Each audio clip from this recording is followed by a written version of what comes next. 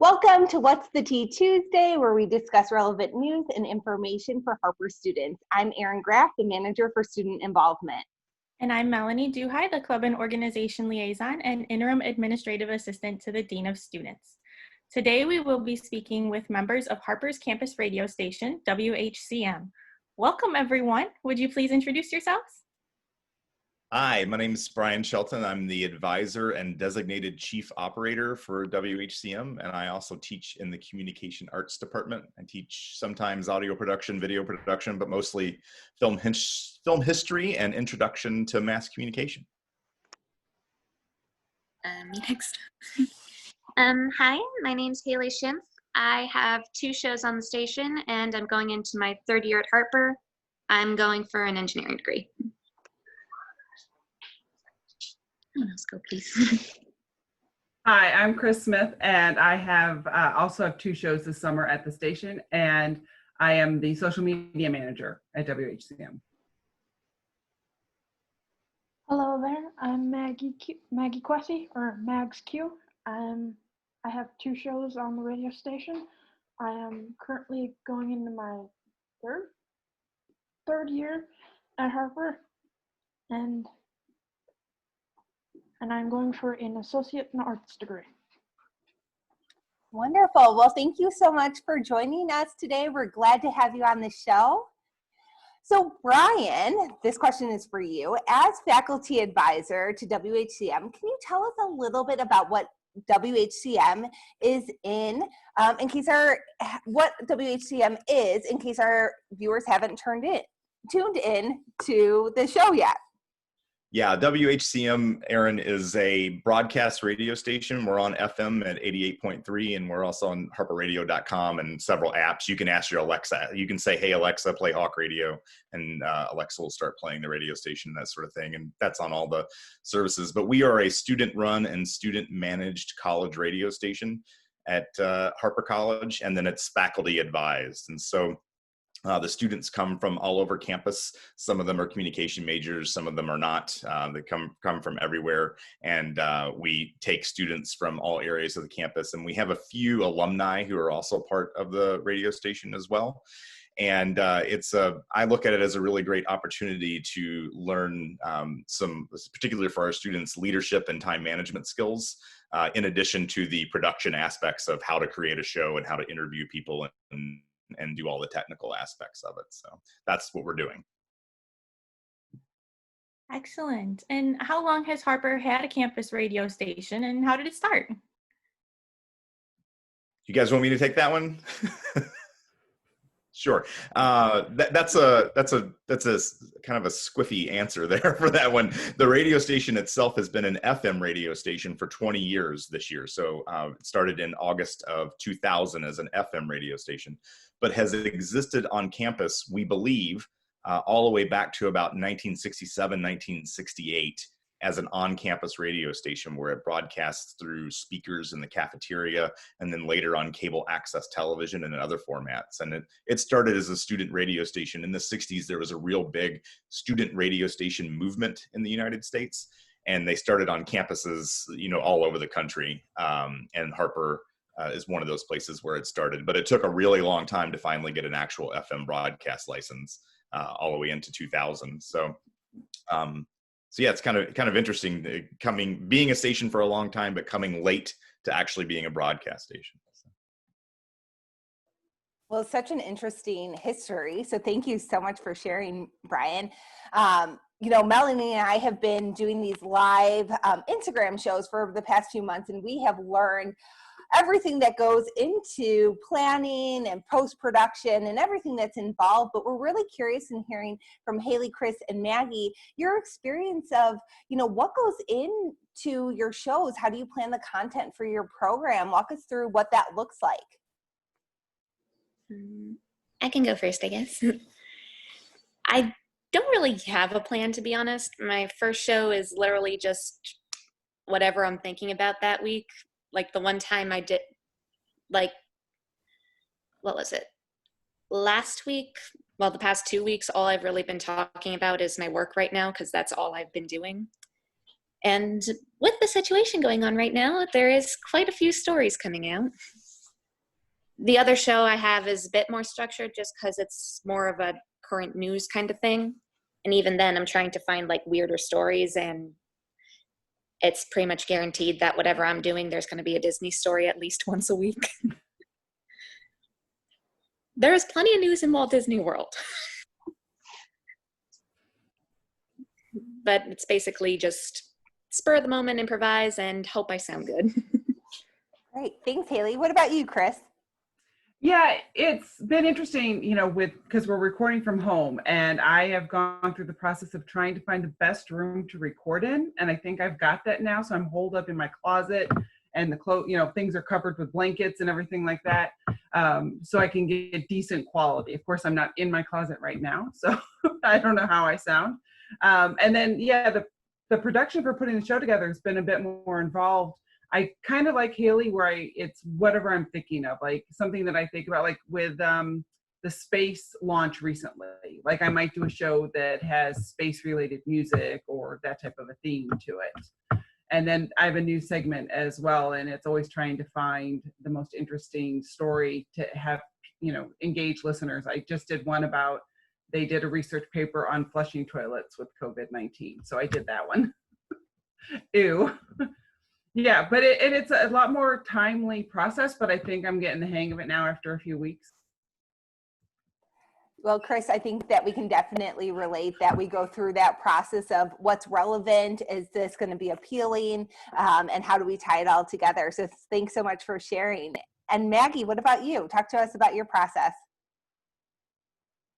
My process is very similar to Chris and Haley's, because my show is called The Oddball Special, and it's very much what I'm thinking of whenever I'm in the mood for.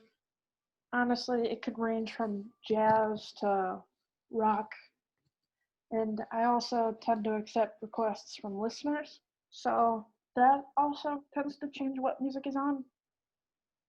Like, for example, I have a listener who always, not right now, when I was at the station, who always used to request like oldies, like Stray Cats and Frank Sinatra.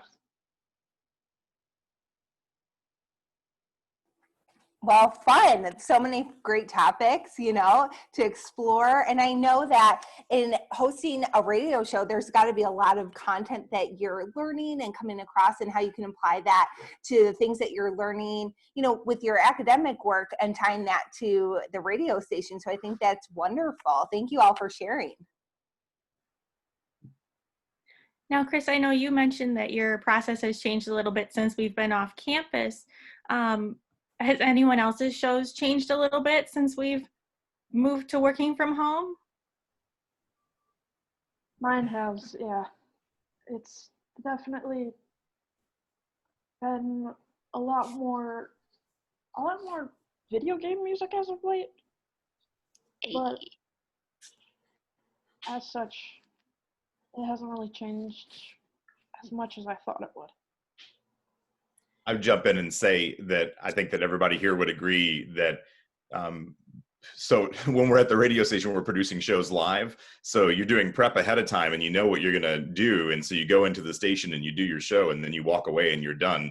Whereas doing them at home, the amount of time that it takes to set up, record it, do a little bit editing, tweaking, that sort of thing, and then offloading that material, uploading it to the server, getting it programmed into the automation system. And it's like, so suddenly a 2-hour show, or if you do a 2-hour show, is suddenly taking 4 hours to do, or 6 hours to do. I produce a show that's only a half hour long, but it takes me 2 hours to produce it by the time it's done. So it's extremely time consuming when you're not doing it live. So. Yeah. And normally when you're doing a live show, you're playing the music. So even if you already have done your docket and you know what you're going to talk about, you can still come up with stuff on the fly. It's really hard when you're just recording your voice track to act like you were just listening to this song. That's not going to be playing until later, because you're going to do that in the post when you edit your show. So I found that sometimes, challenging, where before, when I was sitting in the station listening to the music, I was upbeat, things were going, and now I'm sitting in my closet and pretending like I just listened to that song. I've fallen into the magic undo button trap, something that I'm a self-admitted perfectionist, so now I'm like, oh, I hate the way that sounds. Let's just repeat it 20 times. And the problem is, I'm not sure if I can give that up once we are back to doing live. Well, I think that Melanie and I can agree that we've all been there where we're like, oh, we would love to just redo that. And so it's a little bit cleaner, smoother, sounds a little bit better than when we do it kind of off cuff. But, you know, that's one of the great things that comes with working on the radio, that you kind of improve, hone in on those skills, those speaking skills, and learn those things through time. And so such a great skill that's learned for our students who are involved in the radio station. So switching gears a little bit, you know, when we were on campus, you guys are located on the 3rd floor of Building A, just right next to the Student Involvement Office, which is great.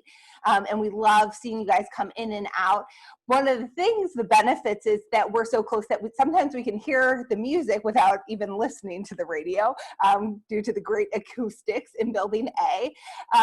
But we do miss hearing the music come through our offices since we're now working at home.